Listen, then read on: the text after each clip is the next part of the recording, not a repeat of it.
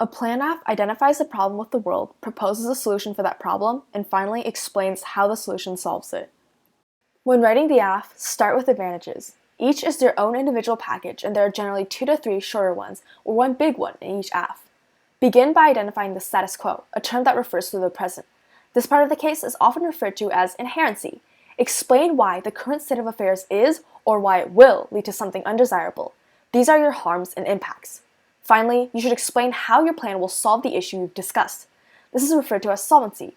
Advantages sometimes have smaller scenarios that impact out multiple possible outcomes from the same status quo situation. This peak oil Aff from the November-December LD topic has a warming advantage and an econ advantage with a specific scenario about Saudi Arabian asset stranding. Practice by looking at other plan Affs to learn how to identify various structural components. Solvency is sometimes given its own section after the advantages.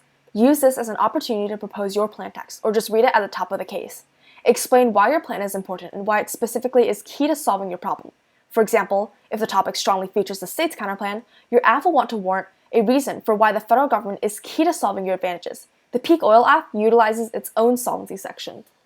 Another possible section is framing, which is comparable to a framework or a value in a traditional case. You can use that traditional structure as well if you'd like.